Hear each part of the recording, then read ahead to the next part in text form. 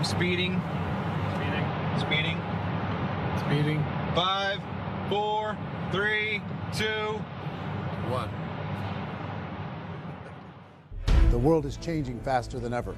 What used to take decades is now taking years or even months. What you see right now is the illusion that people have had for many decades about the workplace being this secure place to work the rest of your life. For the first time in the history of our nation, our children will not do as well as us. We've seen our friends get laid off. We've been laid off. We've had our pay cut. People are overworked and underpaid. They seem to have less time and less freedom. They live under constant pressure. This is going to be forced. And so even if your employer loves you, they may have to cut you. There's something wrong that on Monday morning, the heart attack rate increases by 35%. Technology is accelerating, job security is declining. It just doesn't seem like the old models of making a living are as reliable as they used to be. Every aspect of our lives, there's a better way out there, but we're still doing it the old way. We live in the greatest country on the planet, and there are a lot of people sitting around complaining and being cynical. Like everyone's whining about this old model, and I'm like, why don't you leave it? Look at all this over here. Look at all this opportunity. Since so much of our lives revolve around our work and the way we make our living, many people are thinking there just has to be a better way. The biggest challenge facing our world today is not making money, is what are we going to do with all the displaced, unemployed people? People are afraid that they're going to make the wrong decision. People are afraid of the unknown. People are afraid that maybe I don't have the skills. Hey, sports fans, industrial age is over. It's dead. It's dying. That's why going to school to get a job is an obsolete idea. A steady paycheck is an industrial age idea.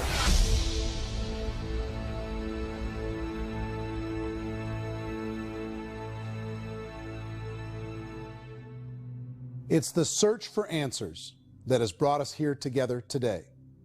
My name is Eric Worre, and for almost 30 years I've been an entrepreneur, struggling at times, but ultimately succeeding.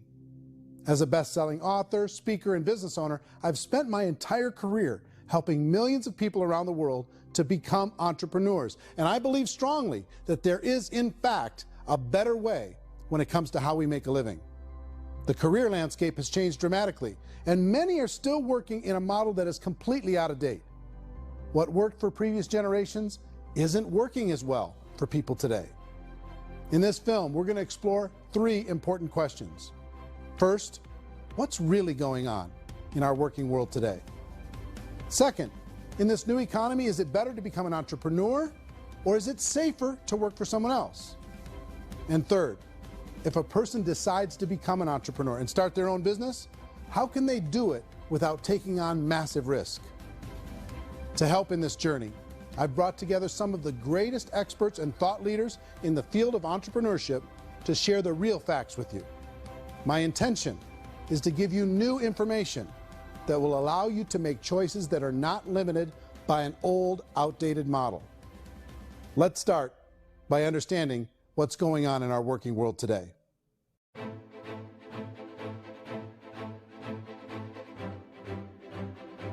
Let's look at unemployment. 30–40% of the people are honestly not working, but would be working. What our government does is if you haven't found a job in 6 months, we don't call you unemployed. We pretend you dropped out of the labor force. I've often said that unemployment, particularly structural unemployment, that's unemployment due to technological changes, is the first sign of economic growth. Think of it, 10 people live on an island. They go out every day and fish. One day, new technology shows up. A missionary brings them a net. Now, using the net, one pilots the boat, one throws the net. 2 fishermen can do all the work 10 used to. That's a 500% increase in productivity, 2 doing the work of 10, in one day. You don't have to learn a lot to learn how to throw a net instead of throw a fishing line. The island's got a big problem, 80% unemployment. But the island still has all the wealth of the fish because the 2 people produce as much fish as 10 did. Now, of course, looking back in history, these changes used to take thousands of years. And during that time, we went into farming and transportation. Some of us became doctors and some teachers and lawyers, and we developed all these new professions and new manufacturing jobs. Today, these changes are occurring literally in one day when a new technological advance occurs, and we don't have the social structures to deal with it or to retrain the unemployed people. So one of the things that I think is interesting as I travel across the country and really travel around the world is the way that we work and the way we get paid for work is changing pretty dramatically. On a global basis, everything is being turned upside down because of the rapidly advancing technologies. They are eliminating many jobs, and we have been left with many people not prepared for the jobs that exist. A lot of demand in public companies was to squeeze out all the fat and to get just as much margin as we possibly could, and fat equals humans. So this idea of job security in information age is so obsolete, but it's still taught inside our school system, and that's where the problem starts. There's no financial education in school system, and people are still trained to be employees to work for that paycheck. This is a chart on the middle class.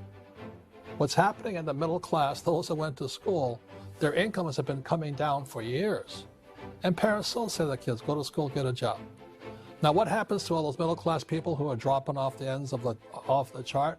Well, they become what's called working poor. And this is what happens to working poor. But they say poverty is ending.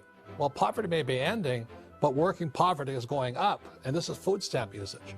So food stamp usage in America is going through the roof right now, because people cannot earn what they call a living wage. Most people have experienced financial pressures that I think are probably greater than they have been in the past. If you're not working for yourself, then it's going to be a pretty hard road for a lot of people. Today, if you're going to control your future, the 40-40 plan is gone, where you can graduate from college and get a job and work for 40 hours a week for 40 years. That day is gone. So some of these charts actually tell you what's going on. And this is a really interesting one, you know. People are going back to school because if I go back to school, I'll get a nice job. But this is what's happening to, it's called Sallie Mae, which is the student loan guys. Student loan is going through the roof. It's now over $1 trillion, and student loan debt is worse than credit card debt. So when people stopped using credit card, the government got people into student loan debt. And the problem with student loan debt is you can never be forgiven. See, with credit card debt, you can declare bankruptcy and then all's forgiven. But student loan debt, you can declare bankruptcy, you still owe it. It's the worst of all debt. But this is the next picture. Look at this chart here. This is what's happening to wages of college graduates. It's going down. So you go to college, you rack up all this debt, but you earn less money. Now, that's not that intelligent. Average person who's been working a lifetime in America today is ending their lifetime at 65 with about $41,000 in assets. They earned just enough to survive. I think in the United States we have something like 17 trillion in debt. That's just the federal government debt. We got another 2 in municipal and in other, let's call it almost 20 trillion government. We've got 40 trillion in private debt. That comes up to close to 60 trillion. When you then add something we never had before, what you were talking about, when we look at the unfunded portion of Social Security and primarily Medicare, Medicaid, that at the most conservative estimates from outside firms, Kleiner Perkins, 67 trillion and growing. That's more than all our other debt. There's less conservative estimates that say it's 84 trillion or higher. I added up conservatively $127 trillion in total debt. Debt is a financial drug. When you take it to excess, it's like taking a drug. Yeah, it makes you feel better, it enhances your performance, but at a huge cost, eventually it kills you. And so that's what happens. We keep doing more and more debt, and you get less and less results, just like a drug, until the debt gets so high that it crushes the whole system. That's where we're at, 8.2 times GDP. You know who I feel sorry for? I feel sorry for the person who dreads going to work, who is sick to their stomach on Monday morning, who hates their alarm clock, who gets a little glimmer of hope on a Wednesday because it's hump day and says, thank God it's Friday. And they live for those 2 days a week where they get to be themselves and they don't have to be around people they don't like, and they don't have to play the political game in the office, and they don't have to live this half life. The person that works 50 weeks a year just to be able to have the 2 weeks for vacation. And you know what happens to most of them? Nowadays, they don't have a vacation. They have a staycation. They have time off of work, but they don't get to go where they want to go because they're overextended. They've got all this debt. They got all this situation. They hate their alarm clock. They can't sleep until they're done. They have to spend most of their life in traffic. I feel sorry for that group of people because there's a better way. They just don't know it. I see this really interesting attempt at rugged individuality in a 6x8 rectangle. And I feel like you're all the same, except for the little push pins of the pictures. There's different pictures. Yours is named Jenny and his is named Sujara, but it's the same people. And this is how they are, and they're just like the zombies, and there's no joy in there, there's no fun. There's always like the wacky woman who decorates her cubicle, and that's the most she can do there. You got to give her credits, right? The wacky cubicle woman. The basis for their life is worry. I'm worried, you know, maybe I'll get fired. I'm worried maybe my company will go out of business. I'm worried I can't keep spinning the plates on paying the bills. I'm worried about how do I send my kids to college. I'm worried, what if the transmission of my car breaks? That's, you know, 2 or 3, I can't fix it. People live in a sea of worry, and it eats at them. Those signs that people held up during the Depression didn't say looking for gainful employment in a cubicle. It said looking for work. Work is what we're looking for. Job is just a unit of measurement. Work is what we're going after. It's time to look in the mirror and say, it's not the economy, it's my economy. It's my little world of where I am. I need to improve. I'm not going to wait for the economy to come back because, frankly, the economy is doing great in this country. So I'm here on Wall Street, the financial center of the universe, the financial capital of the world. This is where most people's money goes to at least be held for a time, right?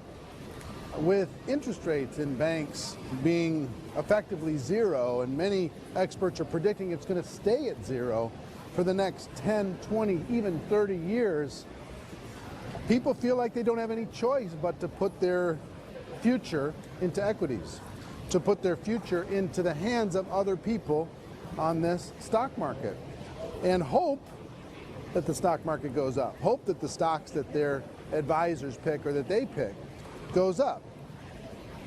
That's one way to go, I guess.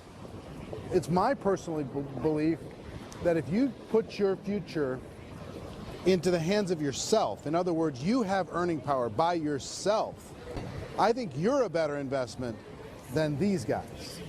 I think you controlling your future is a better option than handing over your retirement to these guys.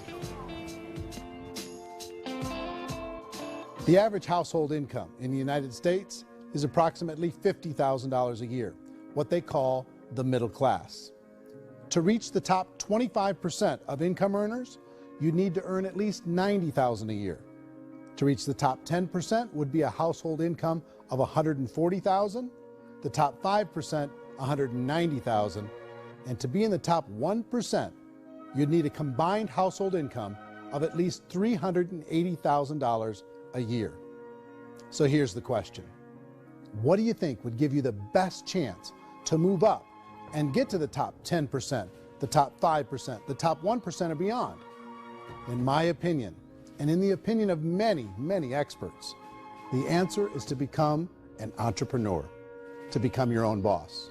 I think you have to be a business owner. I can't, the only time I ever say to someone it'd be great to be an employee is when they've already told me they've surrendered. I only tell people who are wounded spiritually that they should be an employee. And it's that feeling that you get when you pick up the backpack off the little Cub Scout and say, "Don't worry, little guy, we'll get you back to the camp." You know, it is in no way a kindness when I tell someone they'd be a great employee. The other status symbol really increasingly is lifestyle. And people can own their own business, maybe even work out of their house. That, I tell you, people admire that. Like, gosh, I wish I could do that. The spirit of the entrepreneur is to be a risk taker and to be resourceful and unstoppable and to have a vision of yourself beyond where you are and not willing to settle for life as it is. Think about the great entrepreneurs. They're visionary. They have heart. They're willing to do today what others won't so they can do tomorrow what others can't. Personally, I don't think of the new economy, the old economy. I create my own economy. The entrepreneur's in control. I decide what the economy is going to be like. In the world of entrepreneurship, there are no limits. you can make as much as you want, depending on how much you want to work and how smart you are and how great a team you put together. There's no more lifetime rewarding business than being an entrepreneur. Why in America, where anyone could be anything, would people want to give up their freedom and become effectively a modern-day slave, told shut up and be here every morning at 7:30, leave at 5:30, and do what I tell you? If people decide to become an entrepreneur and work for themselves, they have some traditional options, but they're riskier than you might think. Any kind of a retail business, retail build-outs, is extremely expensive. Even just these small little yogurt stores where they're putting little yogurt machines and you get all the different flavors, you're spending $200,000, $300,000, $400,000 to open a yogurt shop. I would love to buy a Dunkin' Donuts, but it's $500,000 or so to start. I don't quite have that just-in-case money. Risking lose it all, and most guys do 2 or 3 times, and even big guys like Branson, because I'm such a fan of his, half his companies don't work. If you make $1 million, your problems are going to go. If you make $1 billion, your problems are really going to go. Just the opposite. You and I know when you're making $1 million, you get $1 million responsibilities. You make $1 billion, you got 1,000 times $1 million responsibilities. And most people say, I'd love to be my own boss. 70% of Americans would love to be their own boss, according to recent polls. But they don't know how to get there. Because what are you going to do? One, you could buy an existing business. If somebody's selling an existing business, you have to ask why. Usually because it's probably hard. It's probably not making as much money as they hope. 2, they could buy a franchise. A little less risk, proven system, but it's expensive to be able to do that. 3, they could start something from scratch. And that's where a lot of people feel like, I don't have the chops to do it. I don't have the money. I don't have the product idea. I don't have the expertise. I don't have whatever it's going to take to be able to get there, and I can't risk my family to do it. So, 4th, they could become an investor. A lot of people in this town invest to try and figure out a way, but you got to be pretty smart with that game too, right? Venture capitalists, who are the very best and most sophisticated in investing in new breakthrough businesses, make it on 1 out of 11. That means 10 out of 11 are mediocre or fail. Most of them fail. That's the risk there. An angel investor is lucky to get 1 out of 15 or 20. A business is a team sport. Like, I have to have accountants, I have to have engineers, I have to have system designers, I have to have sales, marketing, I have to have accounting, I have to have mission statements, I have to have legal and all that. The average Joe Schmo, even me, I go out there, I don't have the skills to put a business together. I think the bottom line for the 4 traditional options is they take money, sometimes a lot of it. They take expertise, and they take time. All of that adds up to just too much risk for most people. I bought a business from somebody else, and it was a lot of work. And you start wondering, what did I just buy? Because I guess ultimately I own your email list, and I just overpaid for it. People that start their own business, they spend a lot of money, they spend a lot of time, a lot of effort to get things started. And the more you invest on the upfront, the harder you typically work at it. I can tell you what the success rate is of a restaurant. What is it? They're crazy enough. About 90% of them fail. About 90%, in how quickly? Year less. Wow. And if we're talking non-franchise, we're talking franchise, Sure. That's totally different. Yeah. But our students aren't getting franchise restaurants. You got to invest the big money. Exactly. And with someone like McDonald's, you've had to work with the company for a long period of time, really know the You even have a chance of investing $1 You million. have a chance, and it's a slim chance. What if there was a way that you had all the proven aspects, the comfort aspects, and you could still control your own life? What if there was both? In other words, you didn't have to create everything from scratch. You didn't have to be a super leader. All you had to do, what if there was a proven product already? You didn't have to create the product. And there's a proven system already, proven training already. Everything except an employer. That was the only thing that you didn't have. Do you think more people would be open to working for themselves in that environment?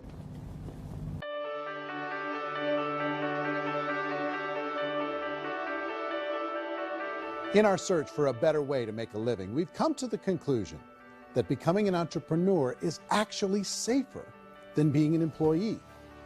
And through our look at the entrepreneurial options, one particular path kept coming up from expert after expert.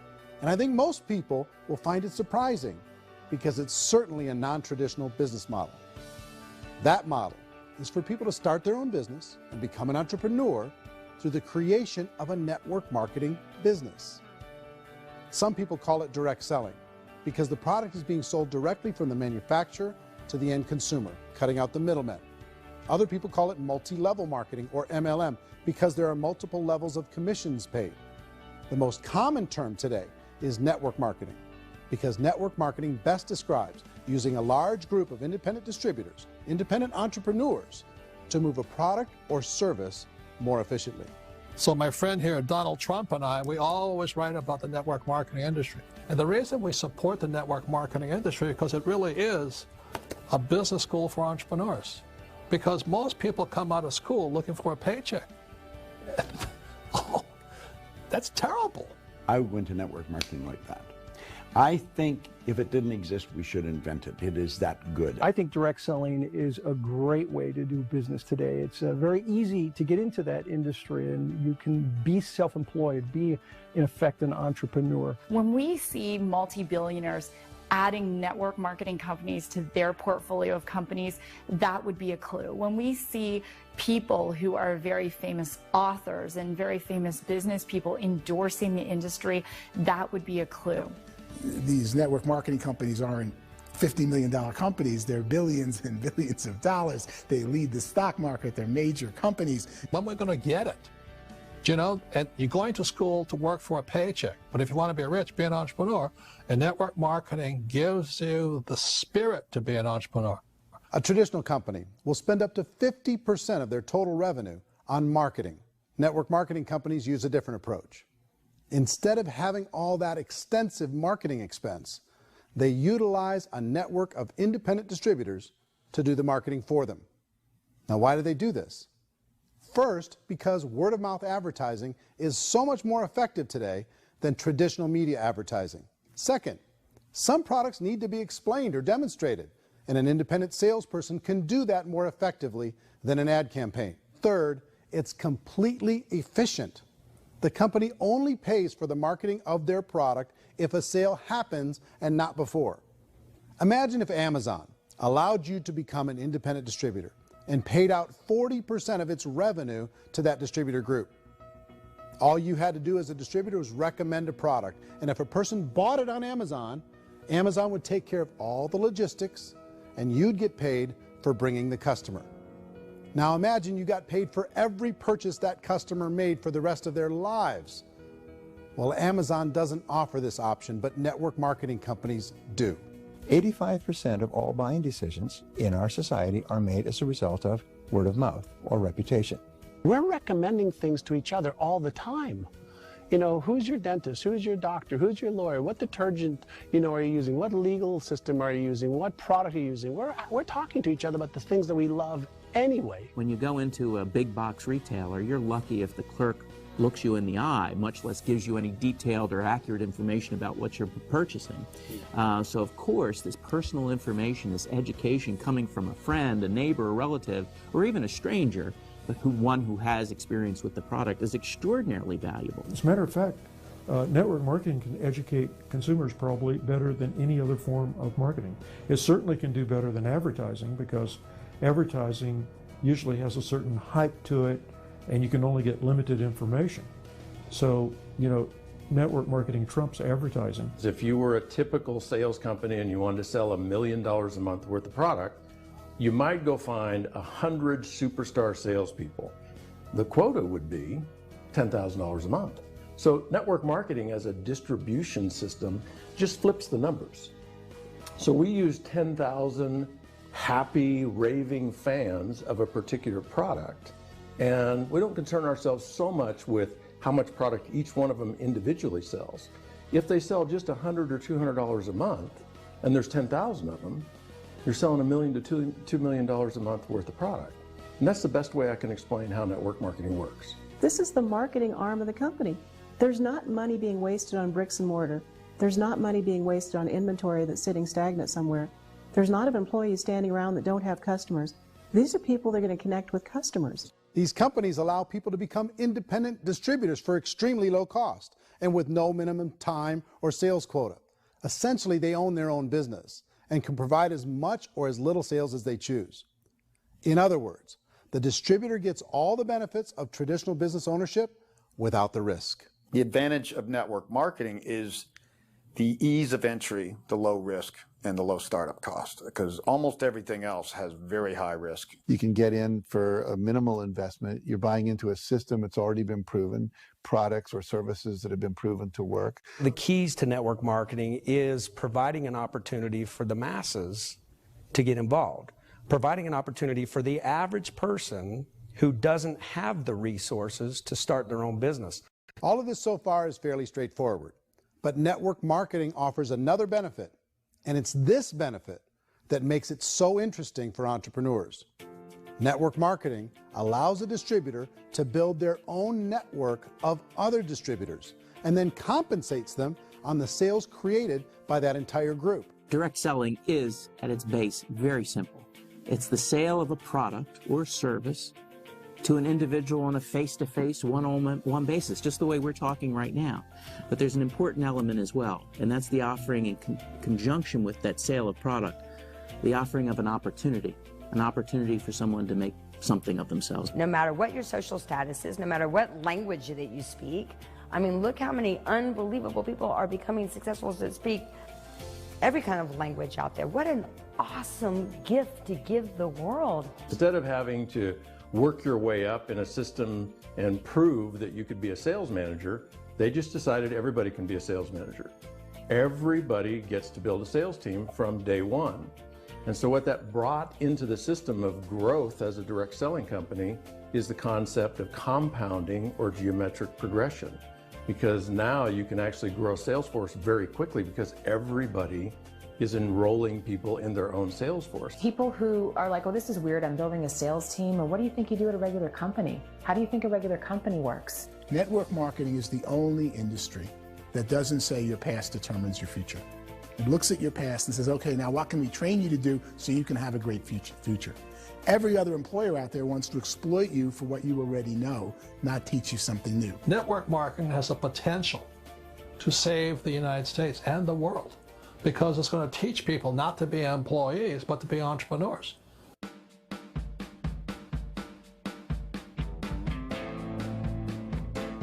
According to the Direct Selling Association, if you add up all the network marketing companies around the world, they combine to do over $178 billion a year in retail sales.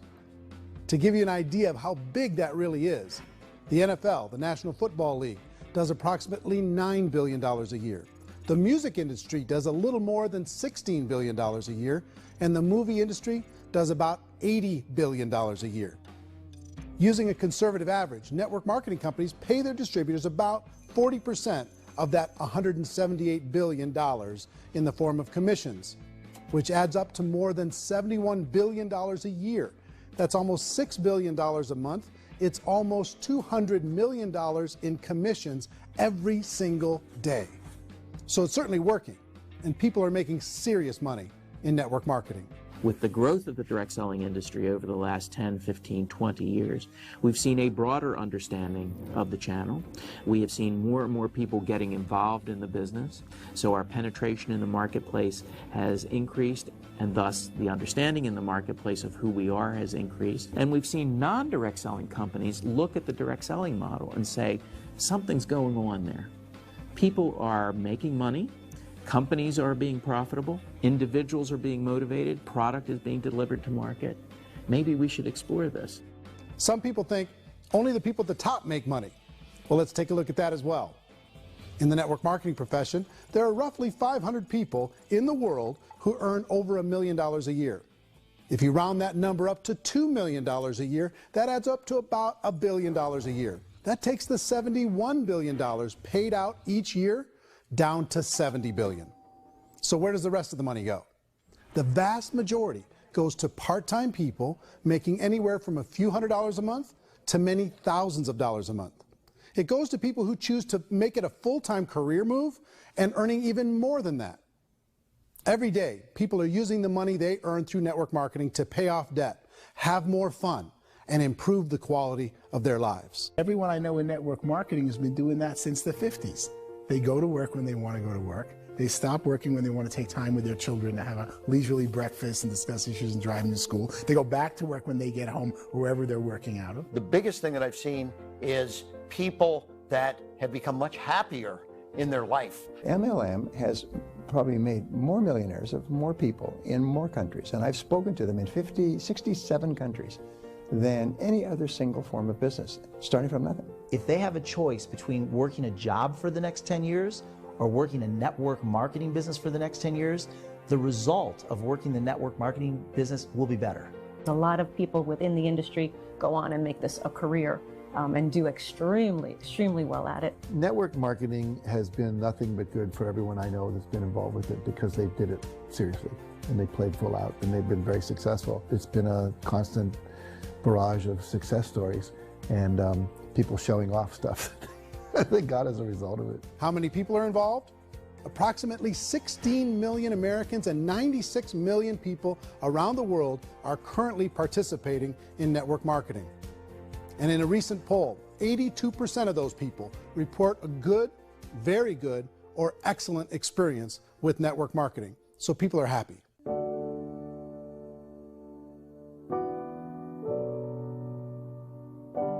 So I've taken a look at the network marketing profession and really tried to understand why so many people are confused as to the validity of this as a business.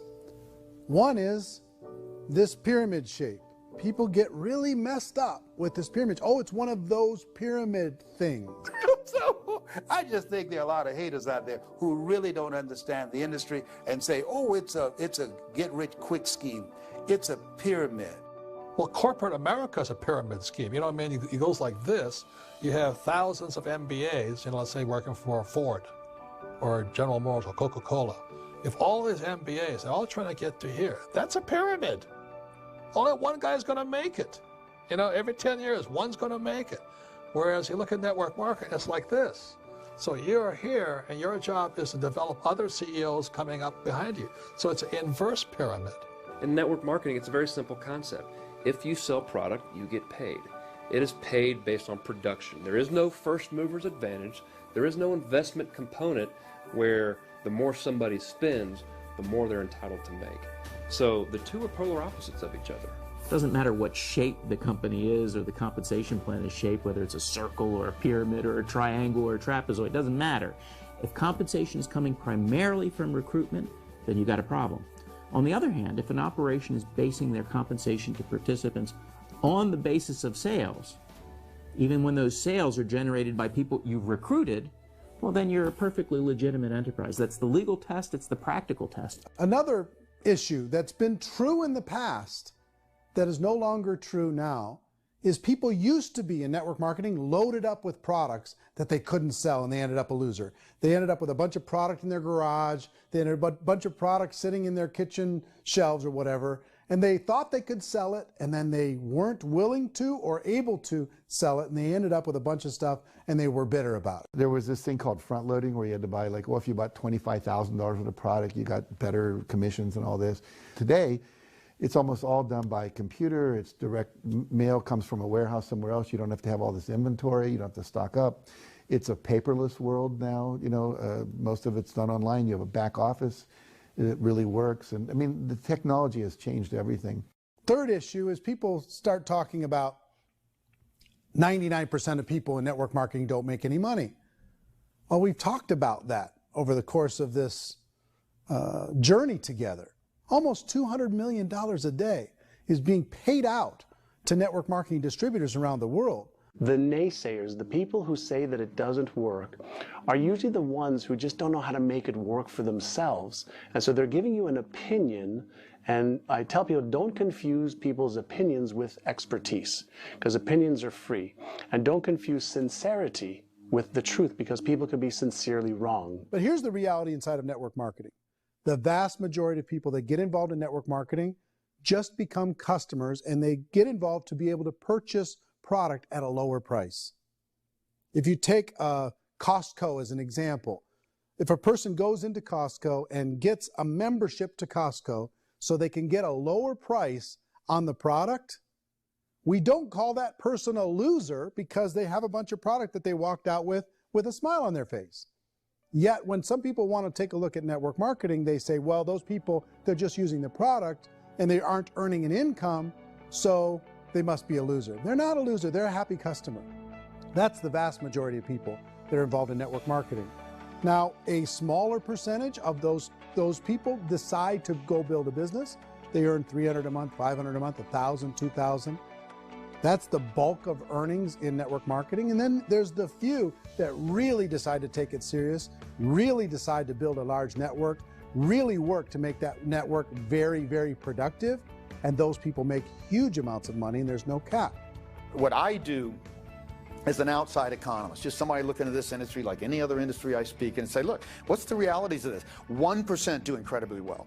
10% generate some additional income at pretty low risk and effort. That's not, and 90% of people roughly end up customers. One thing that I think is real when it comes to people's perceptions about network marketing is people put this, and distributors, I think, involved in network marketing have some responsibility for this. They have sometimes unrealistic claims about the product or about the income. Most people who become distributors, they want the money, they want to be successful, but they don't have the skills. They don't know what to do. And when people don't know what to do and they're in a new business, they're scared. And when they're scared, they panic and desperation kind of sets in. So they think everyone they talk to has to get in. So if I talk to you and you say, well, no, I don't have time to do that, they're like, no, I need you. You have to do this or I won't be successful. So I start clawing on you. I start that desperation. So then I start making claims about the product, which are not appropriate, probably not even true. Or I start saying, oh, let me show you how you can make all this money and you don't have to do anything, Eric. And so you just totally misrepresent the opportunity, and you're clingy with people because you think you need everybody to be successful, and you don't. You know, one of the messages that I try to deliver most forcefully to companies as well as salespeople in direct selling is that you don't have to overpromise. The reality is in network marketing, there's a lot of hard work involved. There's a lot of effort. You're going to have to develop yourself. It's a business like anything else. It's going to take some time, but in my opinion, it's better.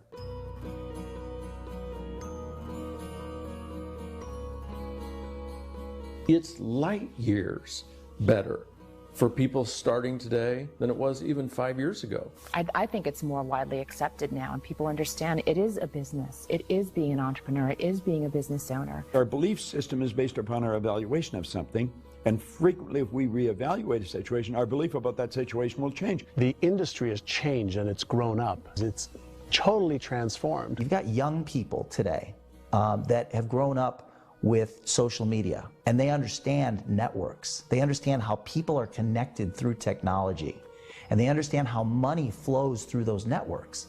So when they see network marketing, they don't see it the way their parents saw it. And we've all learned, the larger industry that you represent, has all learned from those mistakes and flaws and errors that have happened early on. Early algorithms didn't work the right way. That's all fixed. It's like when they design a computer program, they design the program, then they run it, and then they go back through and they debug it. The MLM industry has been debugged. This is the day of being virtual, being able to run a business from your mobile phone. I mean, it's incredible. Companies are getting smarter. They're implementing more consumer protections. They're implementing more compliance training. They're doing more with respect to product research. If you do get involved and you make purchases of inventory, even on a voluntary basis, if you decide that this business is not for you, you can leave and have that inventory repurchased by the company. There's no other business that offers that kind of protection on a voluntary, self-regulatory basis.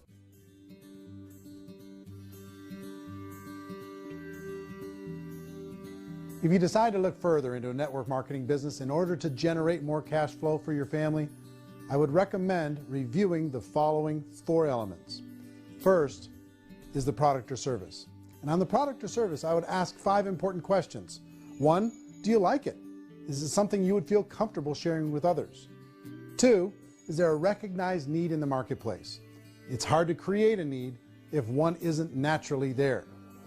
3rd, does the product meet that need? Does it solve a legitimate problem for consumers? And 4th, is it priced to sell? Can it compete in the marketplace? And fifth, is it priced for profit? Is there enough margin for the company and the distributor to be able to generate income for the long term? If you can answer the questions on the product to your satisfaction, the next element to consider is the company itself. Is it well run? Do you believe in the founders or the management team? Do you feel they have what it takes to go all the way? See, it doesn't matter how good the product is if the management can't take care of the company. Good management can change with the times. They can handle adversity. They can make good decisions. Make sure you choose a company that can serve you for a long time. The third element to consider is the compensation plan. And with that, there are three important things to look at. First, a brand new person needs to be able to generate some money fairly quickly. It may be an obvious reason, but you can probably imagine the ripple effect of a distributor getting involved and having even a small victory fast. That can only help with the overall success of the organization. Second, a person should be able to develop a moderate part-time income in a reasonable period of time. As they develop their network and as their sales grow, they should be able to enjoy more benefits. And third, for the people who are really serious, for those who decide to really go pro in the network marketing profession, there should be the possibility to make a serious full-time income if they work hard and are committed to developing their skills. If you're comfortable with the product, the company, and the compensation plan, the last thing you should look at is the support that will be made available to you. Does the company have a website? Does it have a solid online reporting tool? Do they have comprehensive training available? Do they host events to help you build your business? If you decide to do this, what kind of a support system can you plug into? Choosing a network marketing company is a personal decision. But evaluating the four elements of product, company, compensation plan, and support is a great place to start. Is the company promising that you're going to get rich quick or that you can make a lot of money without a lot of effort? That's a red flag. Is there a product that you really believe in that you think can be sold? Or are you being told by salespeople or the person who's trying to recruit you or by the company itself that don't worry about the product, all you have to do is recruit other people into the business? Red flag, warning sign. If you're hearing that, take a second or even a third look. Get to know the customers, the products, the business, have some success, and see where the opportunities might take you to move up in the organization. You want to find out how concerned are they about my education, my training, and my development? Is there a space for me to grow? Most important question. Learn everything that you can about the product. Make sure it's something that you believe in, and learn everything you can about the industry and work that system. You have to be very passionate about whatever that company is doing. I would get involved. You can always test drive anything, you know, the product, the service, the community, and then lean into it a bit. If it feels good, then lean into it a lot. Behind me is the Lincoln Memorial. And this is a place where Martin Luther King Jr. had his famous "I Have a Dream" speech. And at that speech, he talked about his dream for equality for everyone around the world, and that's a noble dream. But I think more people need to remember what it was like when they were kids and the dream was still alive in them, before it got beaten out of them by reality, by this paycheck, by these responsibilities, and by having to live for this job to pay the bills. I think people need to remember that, go back to that. Once they know that there's a better way, I think their future is going to be much brighter. They can live a better life.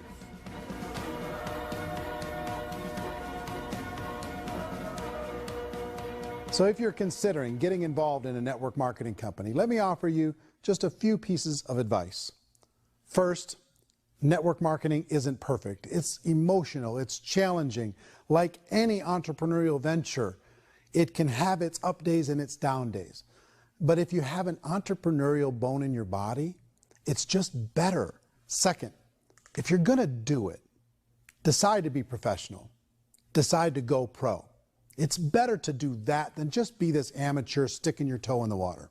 Third, as any professional, you're going to have to learn some new skills. And I promise you, inside of the network marketing profession, they're not too difficult to learn. Fourth, like anything worthwhile, it's going to take some time.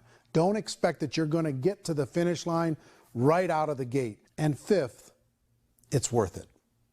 It's worth it to be able to take charge of your life again. It's worth it to be able to control your own financial situation. It's worth it for the people you're going to be able to spend time with. It's worth it for the things you're going to be able to see and the experiences you're going to be able to experience. It's worth it for the causes you're going to be able to contribute to, the lives you're going to be able to touch, the customers you're going to be able to help, the friendships you're going to be able to develop. I promise you, it's worth it. Remember, most people are searching for answers just like you are. But I do have to tell you the catch to network marketing. If there is a catch, if you want to understand this from an emotional point of view, people say, well, it sounds too good to be true. It's not, it's hard work. But here's the catch. Most people still don't understand it. So you're going to have to endure the loss of social esteem from ignorant people.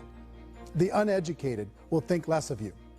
Now, if you can handle that, you're on your way. If that's going to destroy you, you know what? Entrepreneurship in general probably isn't in your future.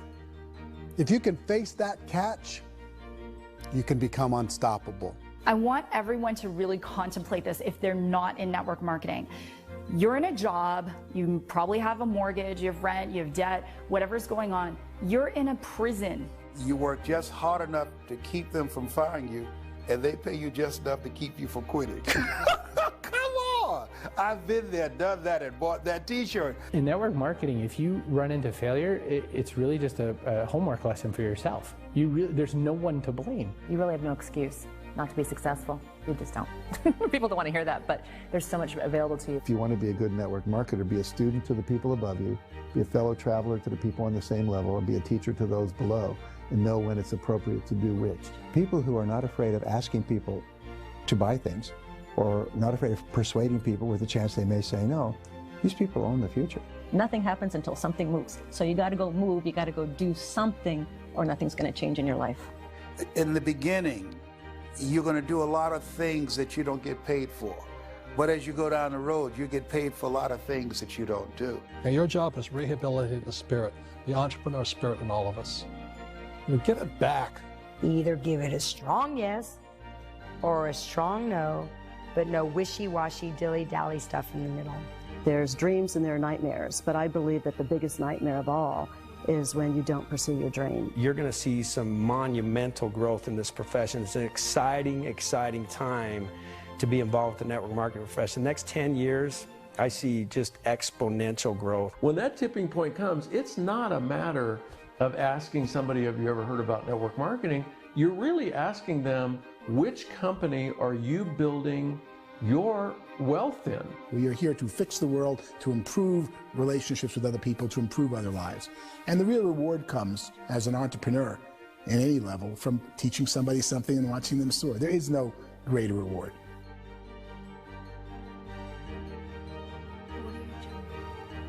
Life's too short to spend it living someone else's dream instead of your own. It's too short to spend it living at a fraction of your potential. Can being an entrepreneur be a challenge at times? Sure. But here's what you get in exchange. It can be yours. Something that you built, something that you created, something that you made happen. This balloon represents your dream. It represents entrepreneurship. My wish for all of you is that you would reach out and grab it. The choice is up to you.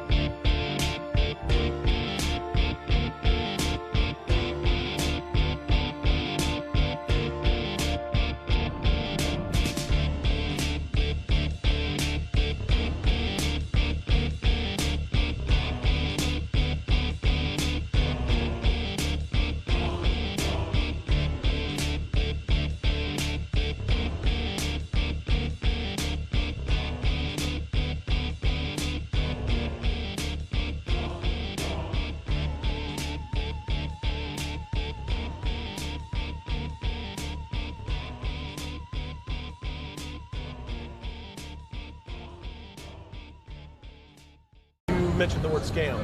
Why did you mention the word scam? The only reason it is a scam is because